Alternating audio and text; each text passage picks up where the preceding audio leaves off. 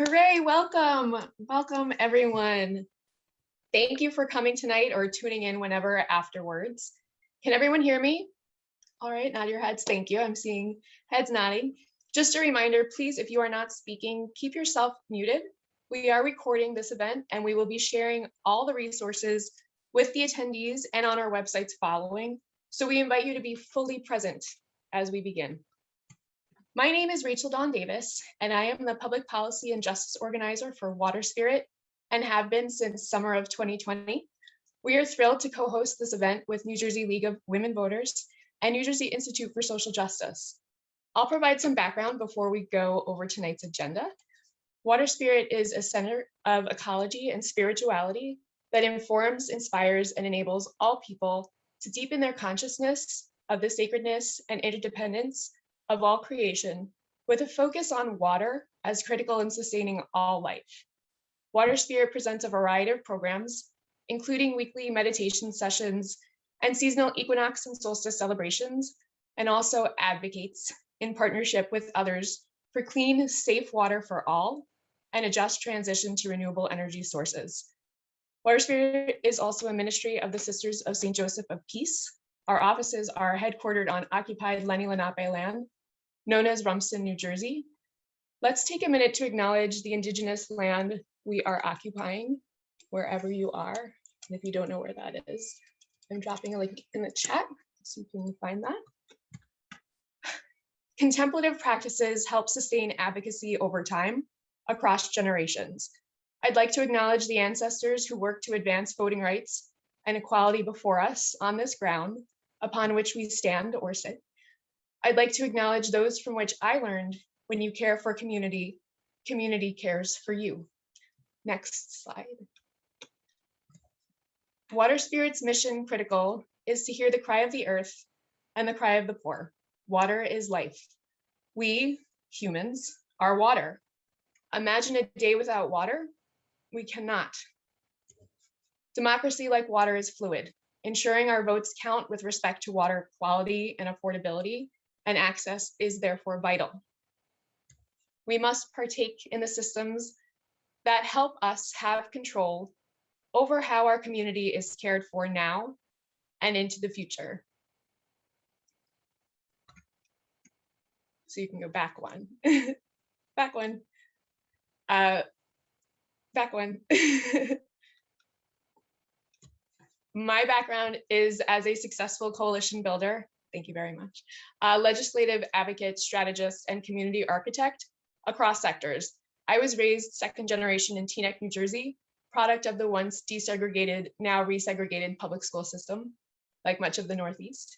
When I felt injustice, I helped enhance veterans' representation and voice in forums leading up to the 2006 midterm elections and beyond. So I am glad you will be hearing from a veteran tonight. When we become involved, we make a difference. I continue to volunteer for veterans today in my community. Water Spirit operates in community, fusing coalitions with great organizational leaders to help advance solutions that benefit all generations. This event sprung from our involvement with the Fair Districts New Jersey Coalition, and I am so grateful to be joined by our co-host organizations, League of Women Voters, New Jersey, and New Jersey Institute for Social Justice. Advocacy requires people power, so thank you again for tuning in, all of you. Given the opportunity in New Jersey to advance representation through voting, it is a moral imperative for us all to work together to do just that. We know our ancestors did not always see the fruits of their labor flourish, and we know the seeds we plant today will grow regeneratively. Knowledge is power. Next slide, please. Tonight, you will be introduced to same-day voter registration, hear from faith leaders and advocates, listen to stories graciously shared by those in New Jersey who have experience with disenfranchisement, learn about our calls to action, and we will close with a question and answer opportunity. I'm now going to introduce Asada Mann, who is League of Women Voters New Jersey's community organizer extraordinaire. Asada is focused on mobilizing League members, volunteers, and community partners around an organizing strategy that builds lasting power to secure legislative and policy wins. Thank you so much, Rachel Dawn, for that very generous introduction. And thank you so much, everyone who is joining us right now or tuning in live on Facebook. I'm really excited to be here with you all to discuss such a critical issue. Could we go to the next slide, please? Thank you. So as we all know, the right to vote is a fundamental principle of our democracy, right? So when more people can participate in our elections, we know that the outcome of those elections are more reflective of who we are as a country. The League of Women Voters works year round at the state and local levels to advocate for voting reforms that help to best increase turnout and help new communities participate in the process, making our elections more free, fair, and accessible. We want to make sure that voting is as easy as possible and ensure voters have all the tools and knowledge that they need to participate in the democratic process. Voting rights advocates across the country really have been working very hard and around the clock lately. I'm sure, as many of you know, if you're tuning into what's going on across the country in the news, we can see that voting rights are under attack in this country, right? Voting rights are on the line. And state after state, we're seeing efforts from lawmakers and officials to roll back the freedom to vote. Over the last few years, we've seen a number of major events that have slowly been chipping away at the right to vote, right? So in 2013, we saw the court rule that two provisions of the Voting Rights Act were unconstitutional through the landmark case Shelby v. Holder. The two provisions that were impacted include Section 5, which requires certain states and local governments to obtain permission from the federal government before implementing voting laws, and Section 4B, which contained a formula that was used to determine which jurisdictions have to receive permission based off their voting discrimination history. And since then, we've seen a wave of anti-voter bills pop up all over the country. Probably the most well-known events are what has happened recently in Georgia and Texas, right? As of May 2021, there have been 389 bills introduced in 48 states across the country. And many of these bills, they contain provisions that restrict voting rights and accessibility to the ballot. So as I said, voting rights advocates are working extremely hard to counter some of this. In contrast, though, over the last few years, we've seen New Jersey take really big strides towards expanding access and making voting easier. Can we go to the next slide, please? So going back to, I guess, 2018, one of the first big things that we saw, our current legislature and governor do is pass a law that allowed for automatic voter registration at the Motor Vehicle Commission. So any eligible person who applies for a permit, a license, or ID card at the motor vehicle is automatically registered to vote unless they opt out, right? The second big thing that we saw take place in 2020 was a law passed that created an online voter registration. And so this required the Secretary of State to create and maintain a secure website that allows eligible voters to register to vote using an online form. And this is huge because as a society, we spend so much of our time online and on our phones, and this creates another avenue, for people to be able to register to vote and get involved in the process in just a few clicks. Another huge legislative win that a lot of organizations, including our partners at the Institute, championed was a bill that restored the right to vote for people who were on parole and probation. That happened in March 2020, and we saw voting rights be restored to nearly 80,000 people. And of course, the most recent thing is that Governor Murphy signed a law to allow for in-person early voting. And this is the first year that we're having this. It goes into effect this upcoming November election, right? So voters are able to cast ballots in person up to 10 days before the election with various voting locations and polling locations throughout their counties. So we're really excited about this, and we're working very hard to ensure that everything goes well with early voting and making sure that voters know where they can vote and ensure we have enough poll workers.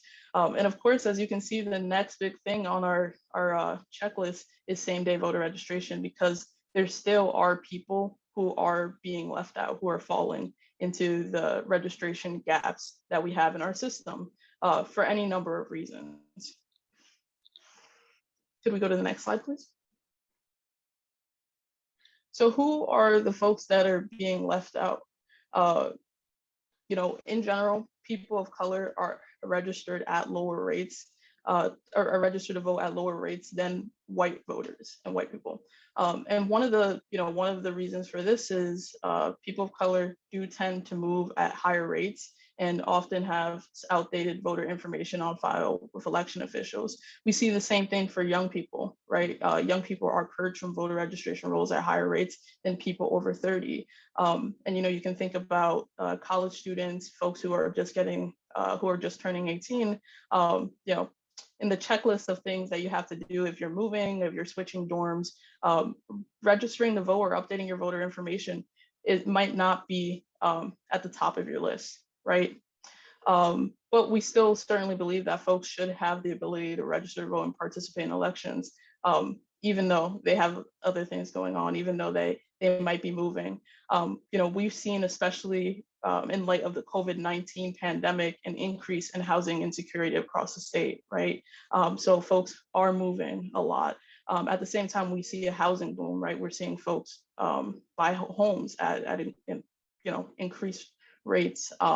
And across the board, registering to vote, updating folks' voter registration information might not be at the top of their list, despite the fact that there's an important critical election taking place this November, right? Another population that often can fall through the cracks are folks who are formerly incarcerated. Like I mentioned just a few moments ago, people on parole and probation had their right to vote restored in March of 2020.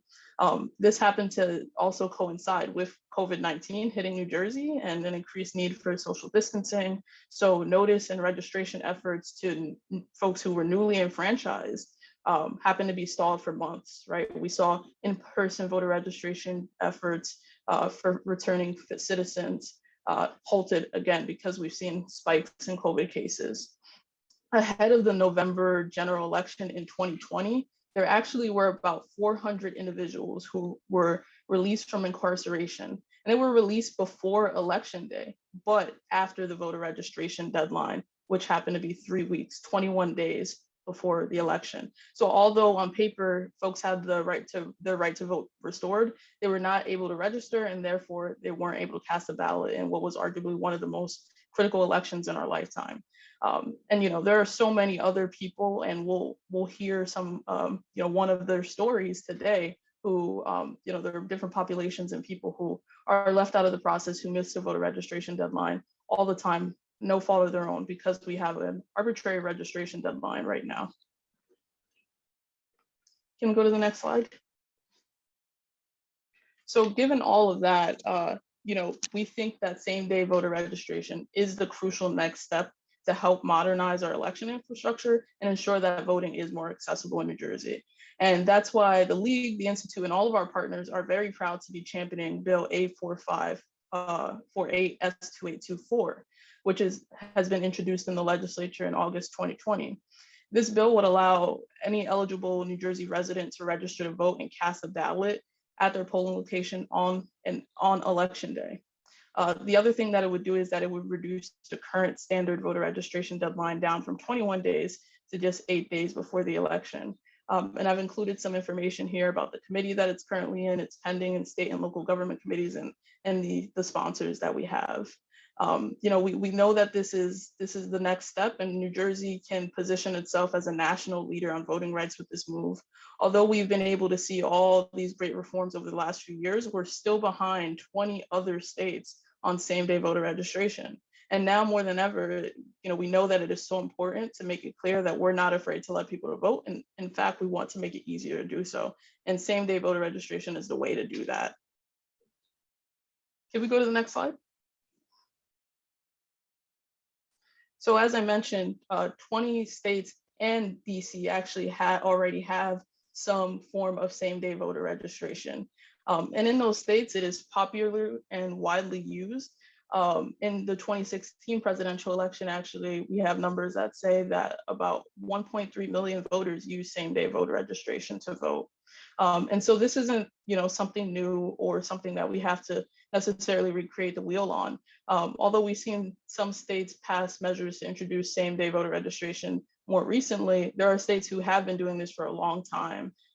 States like Maine, who did this back in 1973, right?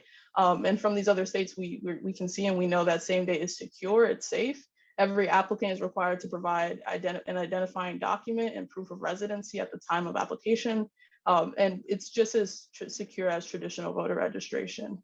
Another huge highlight that we're seeing in other states is that same-day voter registration helps to increase voter turnout. So across the board, we see about a 5% average increase. For young voters, people 18 to 24, we see about a 10 percentage point increase. And for Black and Latino voters, we see anywhere from a 1 to 17.5 percentage point increase. And these numbers, these are huge. That adds up to hundreds, if not thousands of voters. And one of the reasons that we see the highest increases amongst these populations specifically is because they're precisely the groups who are falling into the gaps that we have right now in our registration system and are missing out on casting ballots. With all that said, we hope that you will support this legislation and help us get it over the finish line. My colleague Erin will be sharing some ways that you can take action and support this legislation. So with that, I'll pass it back over to Rachel. Thank you. Rachel Dawn. Thank you so much, Asada. And yes, we will be hearing more about that in the call to action segment of our event. But right now we're going to start off the storytelling part of our event. And I'd like to now introduce Reverend Diane Hawkins, who is NAACP New Jersey State Religious Affairs Chairperson, and a little bit about Diane. Diane is a native of New Jersey and has resided in Central Jersey since the late 60s. She serves as the first vice president of the New Brunswick area branch that serves 14 municipalities within Middlesex and Somerset counties.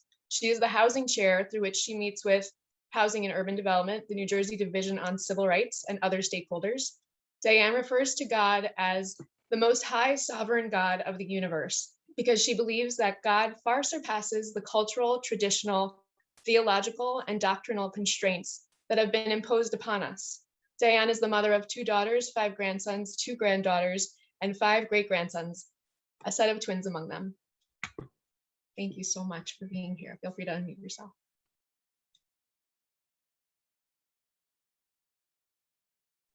Thank you, thank you, thank you. Okay. Again, good evening. And I'd first like to thank Aaron Green and the New Jersey Institute for Social Justice for the invitation to participate this evening.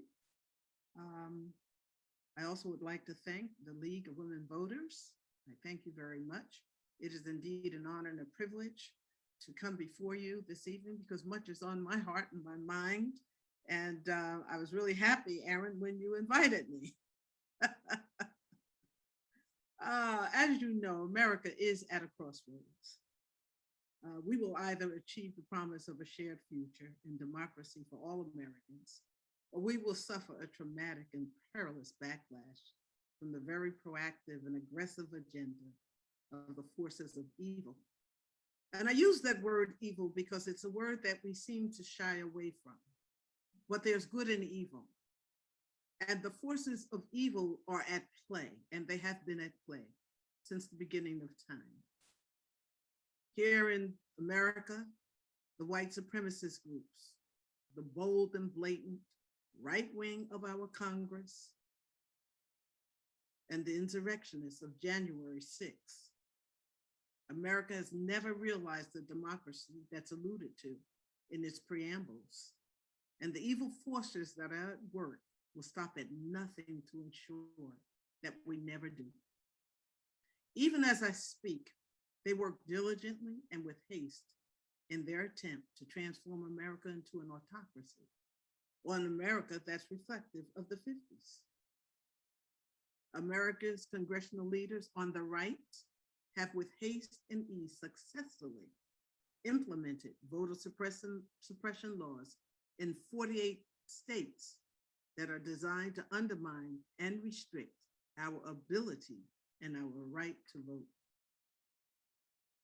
So now is the time for religious leaders, I think interfaith leaders, to come together to unite in solidarity as never before to defeat the forces of hatred and the enemies of democracy and justice. Now, while they may disagree philosophically and theologically on some things. Most often, they are aligned on civil rights and social justice issues.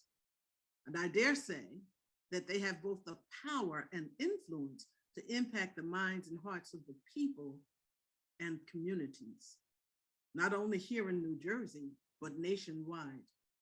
It's important that they begin to stand up, come out of walls, and begin to use tactics and strategies that will engage and motivate our people, our communities to better understand that now is the time to understand their responsibility and respect for the right to exercise their fundamental right to vote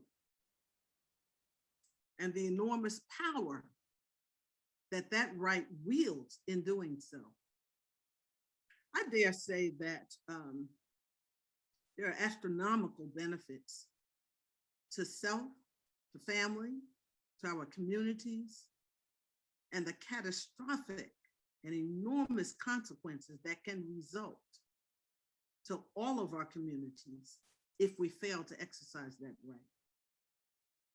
So yes, the religious affairs and the interfaith leadership community has a responsibility.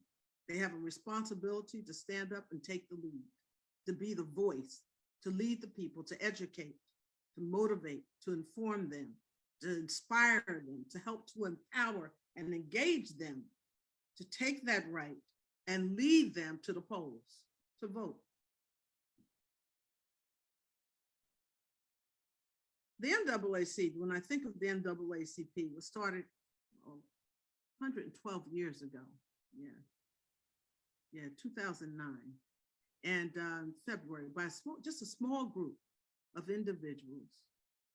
They were white, Jewish, and Black. Very small group who were fed up and tired of the racism and injustice that was being meted out against African Americans. And so they band together with unity and in solidarity.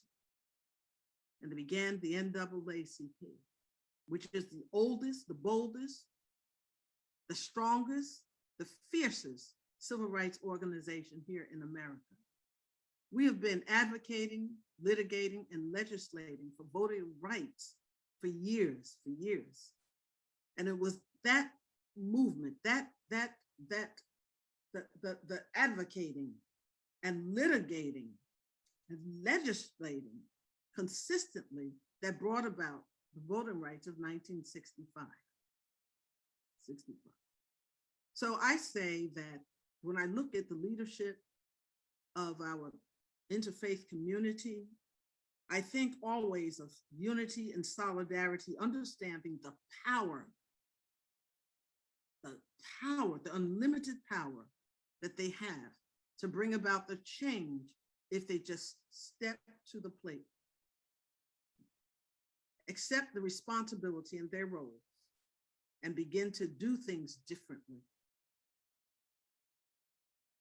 So the religious affairs, what we have done throughout this year, we've been inviting many of our interfaith leaders from the Christian, the Jewish, the Islamic community, the Sikh community. We've been inviting them to attend forums, to participate just as we're doing today in panels, discussions, talking about the various issues and how we can come together as a collective and unite in a way that we've never done before, okay?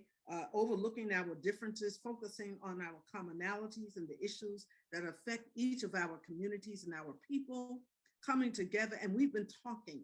In fact, there's a discussion coming up this Thursday, the 28th at 6:30. It'll be on Facebook, and there will be Christian leaders, rabbis, Muslims leaders, talking and discussing how we as a collective can begin to work on tactics and strategies and plans that will help mobilize our people through education to become more engaged in voting, not only this year, but in voting in every single election, understanding the power of that vote, the power that our vote wields We have the power to bring about the changes that we want to see. We have the power as a collective to dismantle systemic racism, injustice, and to usher in a democracy that we all would love to realize one day and leave for our children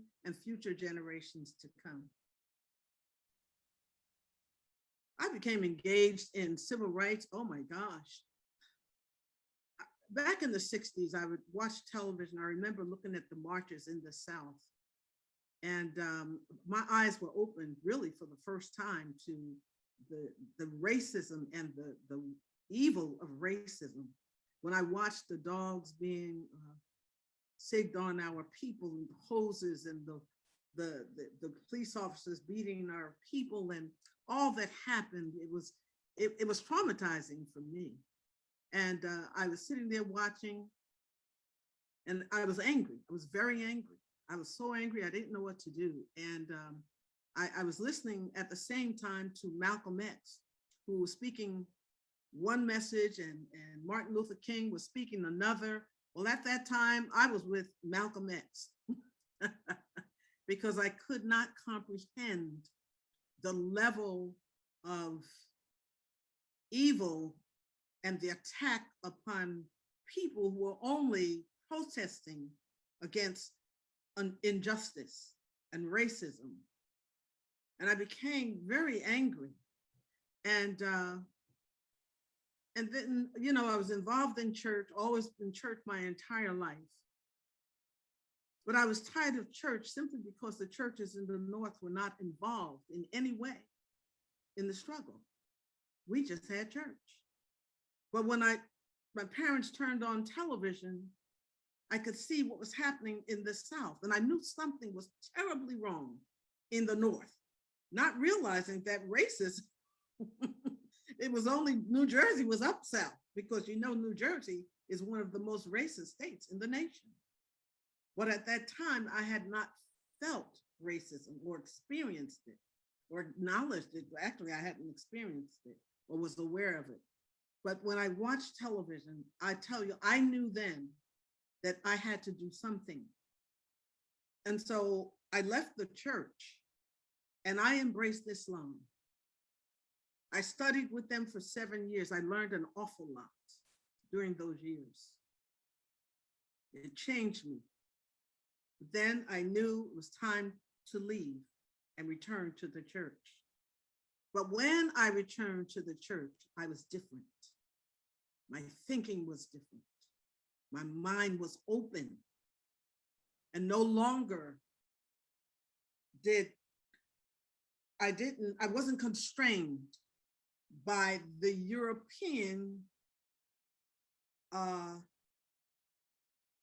theology, no longer constrained, because I knew something was wrong with all of that and how it had been handed down to my people. And so I began studying, really studying other faiths. And while I was in church, I joined the church, but I began to just study other people, other faiths, to get a better understanding of humanity and how we are and how other people think. And what I arrived at is, to sum it all up, we have commonalities. We all want justice and equality. We all want a better society for all of our people. We really do. We might differ theologically and philosophically, but by and large, our humanity dictates justice for all. And so I joined the NAACP 40 years ago. And I became involved, but my thinking is very different. I am free, I am liberated. Allow no man to control your mind or your thinking or limit how I think or dictate. That's freedom, that's true liberation. I came out of the boxes and I speak it, I teach it, I believe in it, and I also believe in the power of a living God who far surpasses our religions and our theological understanding of who he is. believing that no religion can limit God to their faith, because the God that I know is sovereign over all. And so it is in that vein, that is my faith, and it is the faith that guides me in my civic endeavors and in all that I do. And so here I am. Here I am.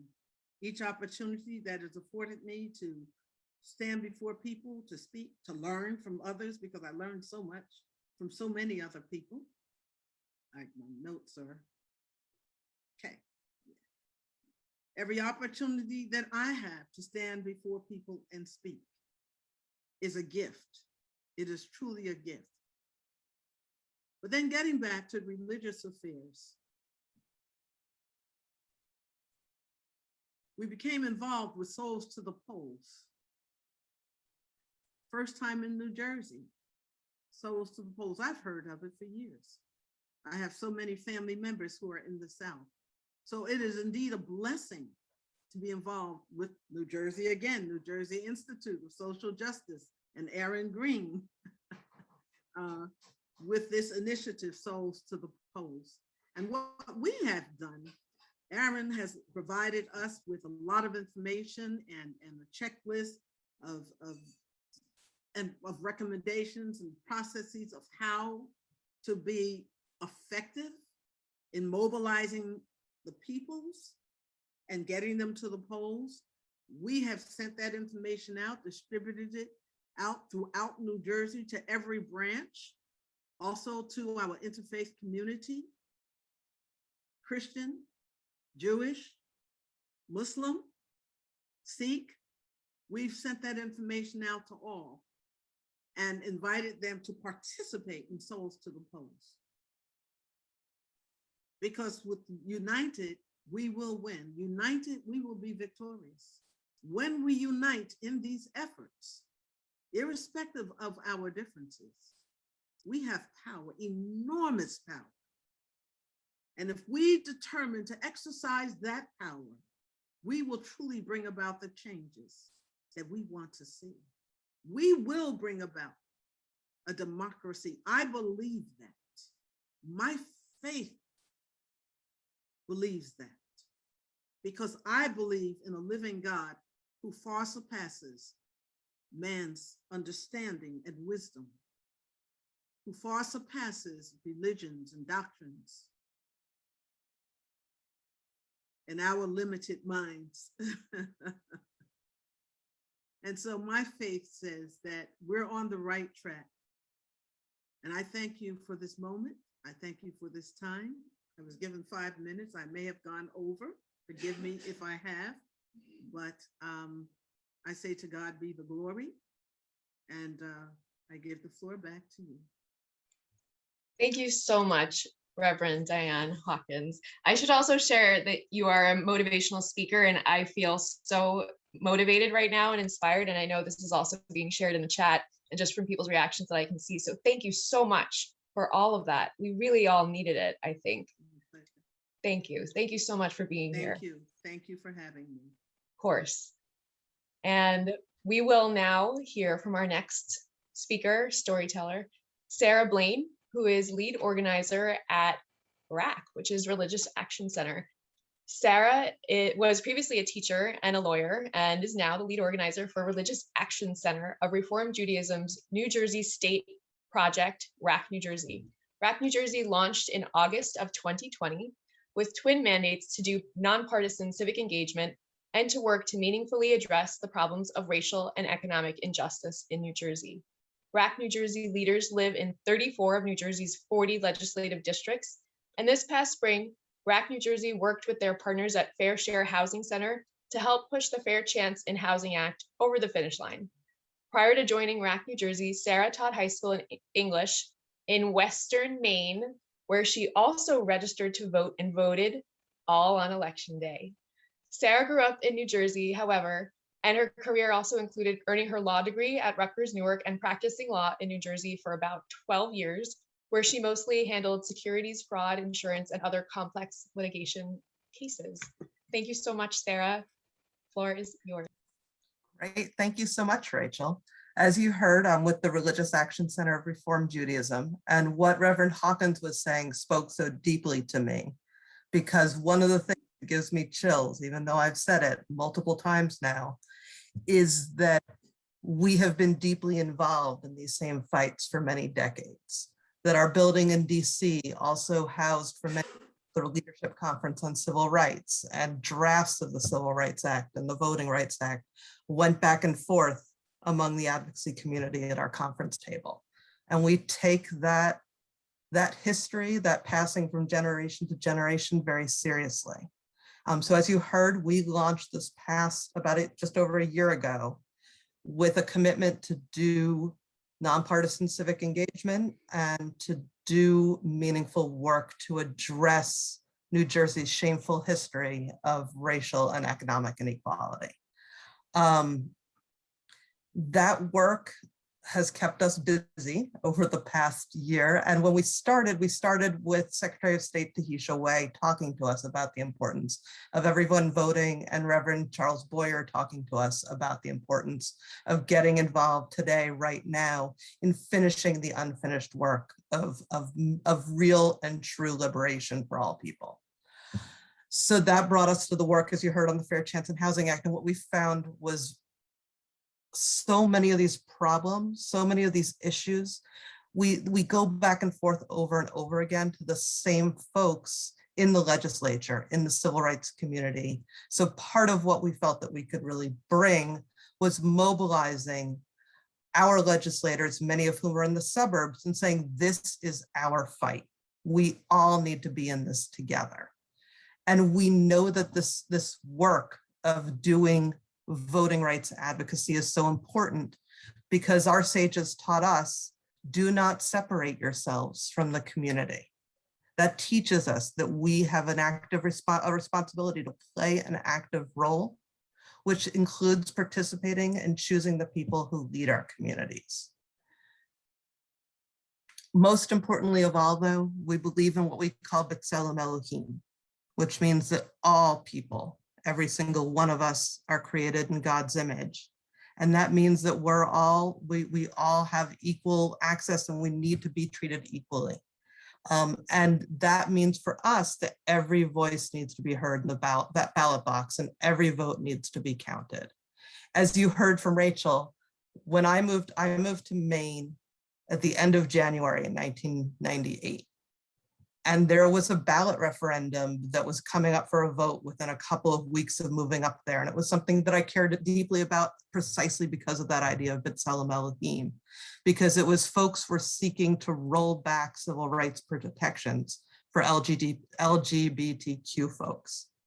And I wanted to make my voice heard, but I grew up in New Jersey. So my response was, it's too late. I can't register and vote. And then I learned from my roommate that wasn't true in Maine. I could go and I could register at my voting site on election day, and I could cast a ballot, and I could try to stop that rollback. We failed that time, but that's how we make our voices heard. And at least I knew I was one of those votes among many hundreds of thousands of other Mainers who wanted to make sure that didn't happen. I moved back to New Jersey a few years later, and that time I had to chase to make sure I could get registered. And as I was moving around through graduate school and different apartments, every time I had to be thinking about, what are those deadlines and how do I get this done? It's 20 years after I cast a ballot, more than 20 years after I cast a ballot using same-day voter registration in Maine, and we're still not there in New Jersey. It is time, and it's past time, to fix this.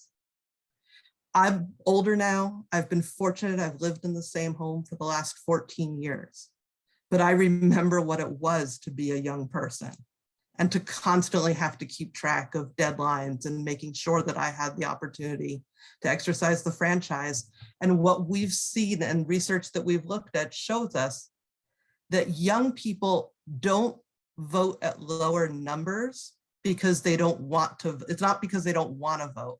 What we find is that when you control for registration status, they vote at roughly the same rates as the rest of the population. And so that is a key part of this work. We need to fix this for our young people, For all of our communities, for everybody who moves around, the time has come and past come to make sure we get this done. And I am proud and excited to be in this fight with each one of you. Thank you. Thank you so much, Sarah. Thank you. We are hearing everything that you are saying and getting even more uplifted and more eager to take action, but we're almost there, but not quite yet. We're very fortunate actually tonight to be able to hear from someone who has experienced disenfranchisement in New Jersey. Charles Geraldo. Charles is an Army veteran who did a tour in Iraq during Operation Iraqi Freedom. Charles is currently an undergraduate senior student at Rutgers University, Newark, majoring in social work and currently interning at the National Association of Social Workers for the New Jersey chapter. So thank you so much for being here, and we are really grateful to have you and look forward to hearing what you have to share tonight. Thank you. Thank you, Rachel. It's going to be very hard to follow such an empowering speech from Reverend Diane Hawkins and Sarah Blaine. Thank you so much for sharing.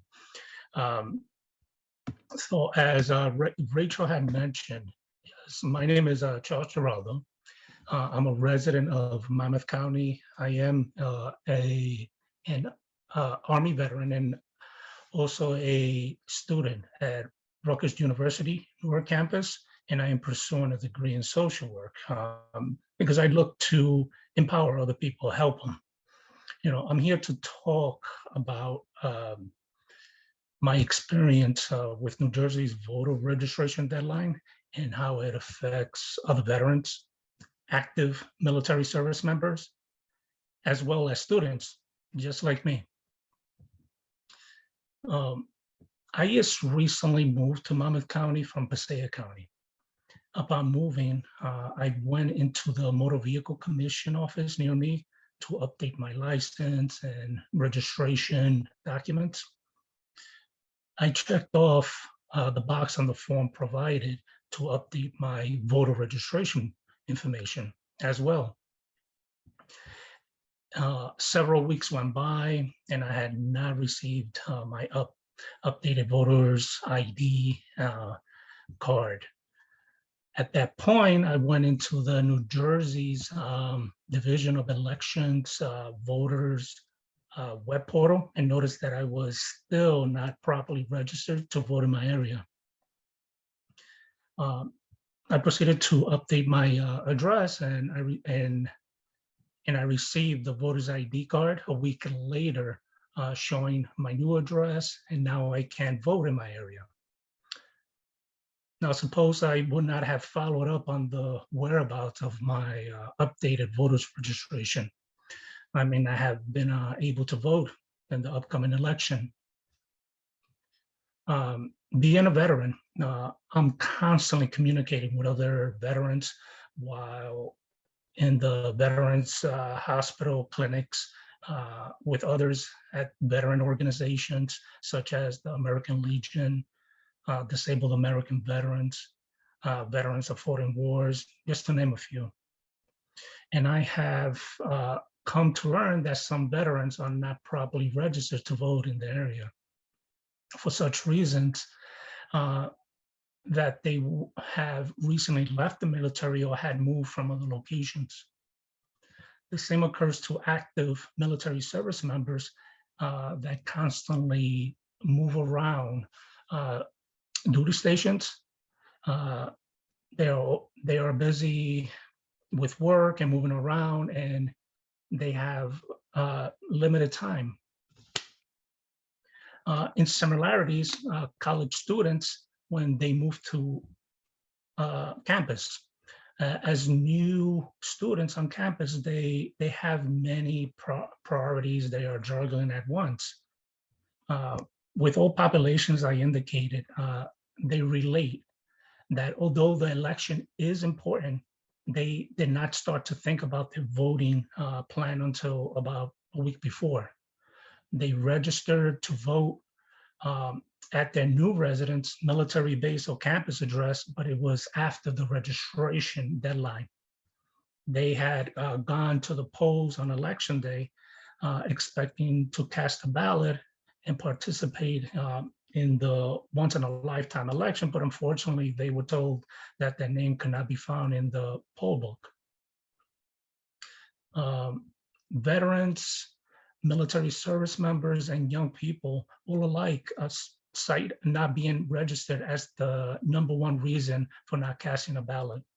As a veteran, student, and American, voting is important to me because we are participating in a democratic process as citizens. Citizens vote for leaders to represent them and their ideas, and the leaders support the citizens' interest. Many other veterans and students like myself know voting is important and want their voices heard at the ballot box. However, because the New Jersey voter registration deadline is so far out from election day, they are disenfranchised every year. So New Jersey legislators must take action to make same-day voter registration a reality and make voting more accessible to veterans, active military service members, and student voters like me. I am calling on each of you to contact, call, email, or tweet your legislator and ask them to pass Assembly Bill 84548, also known as the Senate Bill S2824, and let New Jersey voters exercise democracy in a day. Thank you for listening to my story, and I hope you will join our effort to strengthen voting rights in New Jersey. Thank you so much, Charles. Thank you for that. As we can see, we're definitely all very primed to take action. It is a matter of national security that young people and veterans are this key component here, because there is so much focus on the future, and the young people are those who are going to inherit the future, and veterans help protect us all the time. So I really appreciate that juxtaposition. Thank you. And with that, we are going to move into our calls to action with Aaron Green, who is Associate Counsel for New Jersey Institute for Social Justice. I'm going to give you a little bit of his background. He's a native of Orangeburg, South Carolina, and is a recent graduate of the University of South Carolina School of Law. He was president of the Matthew J. Perry chapter of the National Black Law Students Association, national director of the Earn Our Vote movement, and Aaron also interned at the Ella Baker Center for Constitutional Rights. Thank you so much, Aaron. We are ready for you. Take it away. Thank you so much, Rachel, and thank you to the esteemed panelists. And I know, thank you to all the attendees. And I know after hearing such great presentations from Charles, from Sarah, from Reverend Hawkins, from Rachel, and from Asada, you are eager to find out how can you take action. And just following up after Charles, his presentation about emailing your legislators, we actually are going to start with, I'll be sharing in the chat a phone to action link where you can actually do all of those action items that we have on this link. We have the emails for everybody that attended, so we will be sending a toolkit to you all that will include all the information that I'm sharing. But if you have not filled out this phone to action, I hope that you will follow this link and fill it out right now, and also share it with your networks as well. And it allows you to tweet, it allows you to email, and also allows you to call your legislator to push this legislation. So we're really happy that we have this. Next slide, please.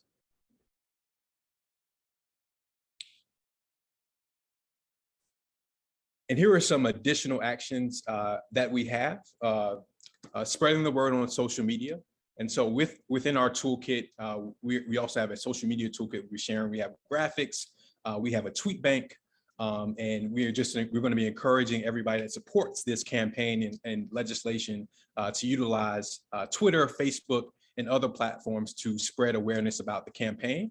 Writing a letter to the editor, we also have that included, and a training process to help you write a letter submitting it to a paper, a local paper, to raise awareness about the campaign, to get more people in your community educated on same-day voter registration, but also engaged in this legislation.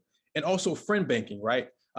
Friend banking is an opportunity for you to contact your friends, your family, and reach out to them and share information about the campaign, whether that's the phone to action, whether that's the toolkit that we're going to share. It just encourages you not to just, usually when you're doing banking, you're reaching out to strangers, right? You're calling, but in friend banking, we're encouraging you to reach out to people that you speak to on the daily, getting them engaged in New Jersey, those that will benefit from this legislation. As we know, everybody would benefit having the opportunity to register on the day of an election.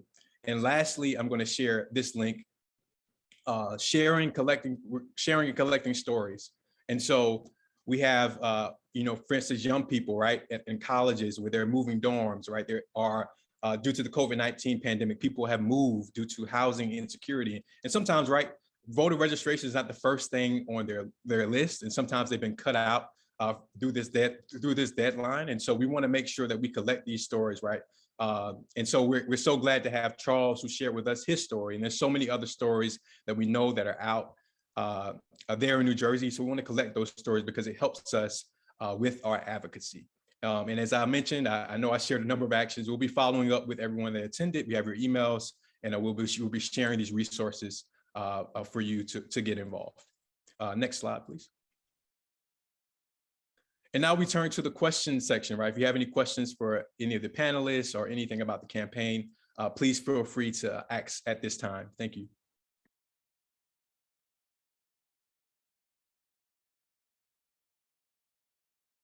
Yeah, if anyone has any questions, feel free to pop them in the chat.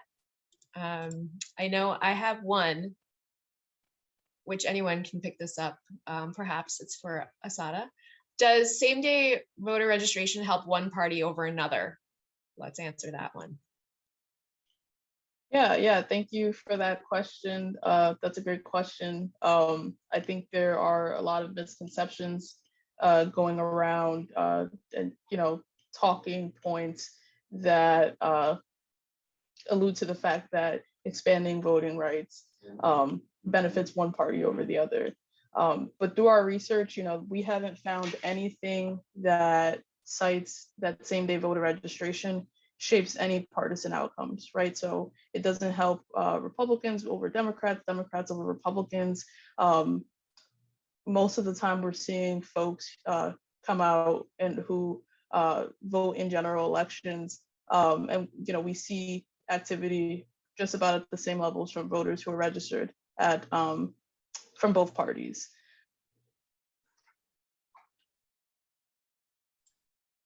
Excellent. I'm seeing another question.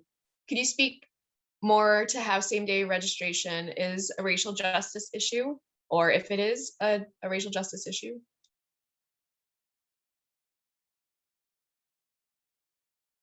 Any one of you can feel free to answer this. Yeah, I can definitely answer this, and Aaron, feel free to add on anything you think I might have missed. But during my presentation, I talked a little bit about the types of people, the groups of people who are usually falling through our registration gaps.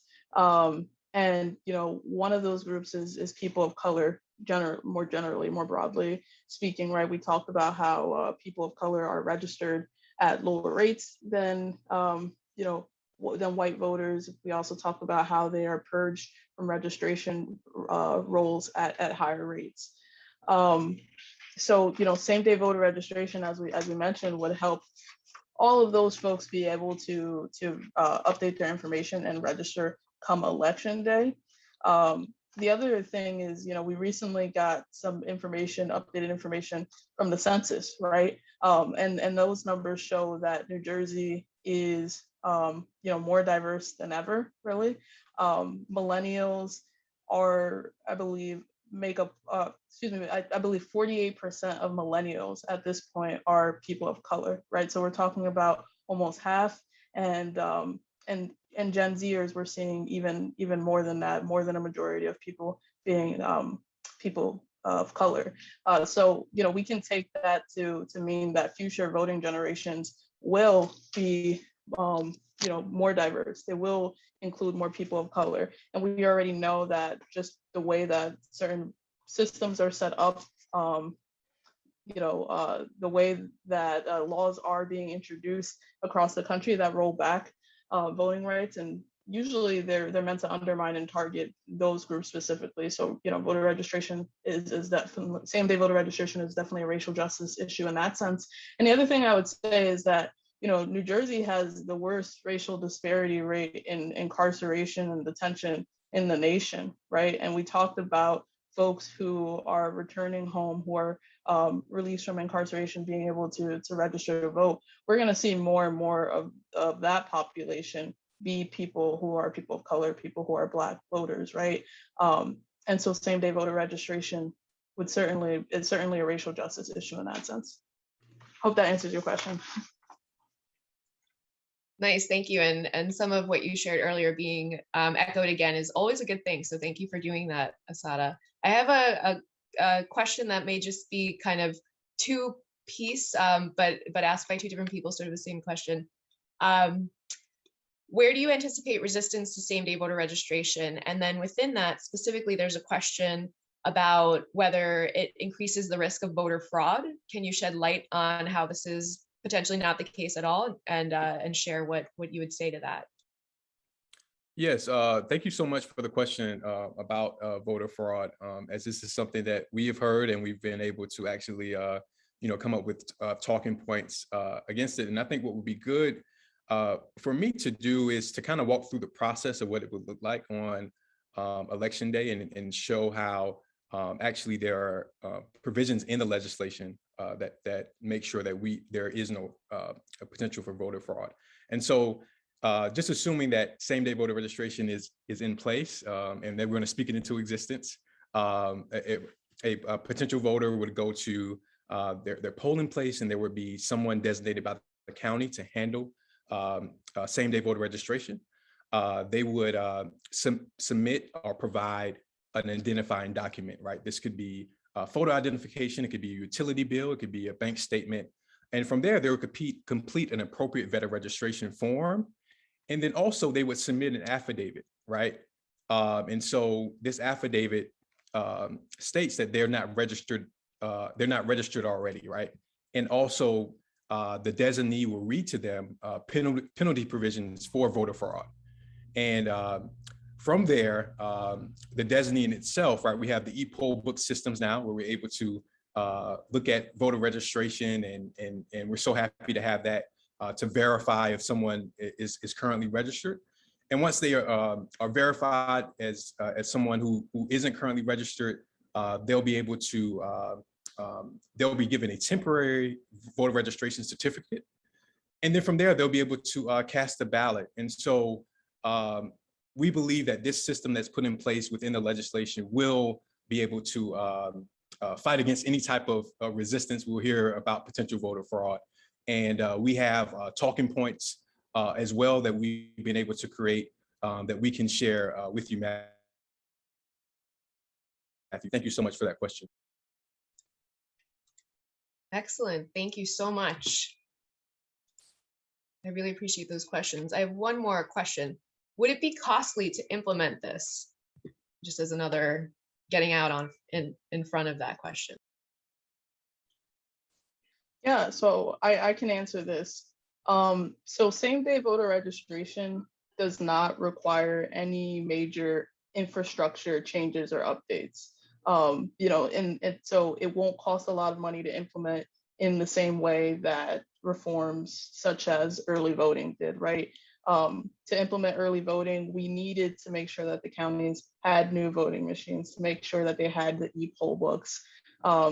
We needed to make sure that we had enough, poll workers, right? And that there was funding to pay all of them. Same-day voter registration uses existing election infrastructure in place. So as Aaron was just talking about what that process would look like at the polls on the ground, he mentioned the use of e-poll books. So as more and more counties are using these electronic poll books, they'll be able to verify voters right on the spot. But the other way that this can be implemented is also through the use of provisional ballots, right? And we currently already use provisional ballots at polling locations. So if someone comes and they want to vote and for some reason they're not on the poll book, they fill out a provisional ballot and they're able to cast a vote that way. And there's a time period that their information is verified to make sure that they're actually a registered voter and everything's correct. And so, we would be able to use provisional ballots for the time that it takes for all counties to start to use the e-poll books. But this is already infrastructure that we're going to be using. So we don't anticipate that it will be costly to implement. We think that it, will be smooth sailing, really. Great. Thank you so much for your answers to all of these questions. We are 2 minutes over. So unless anyone has anything burning, I just want to say thank you from all of us. Thank you so much to all the attendees, all of the participants. And of course, you could go to the next slide, please. We'd love to direct people to where you can learn more and take action. Of course, as was shared in the chat and throughout the event, we will be sending you all this information in your email. If you are not sure if we have your email, please drop it in the chat before you go, and we will take it and make sure that you get the information you are after. Thank you so much. And again, stay in touch with us. This is ongoing, and let's feel that unlimited power as we are all unified together. Thank you. Thank you all, everyone. Have a good night. Have a good night, everyone.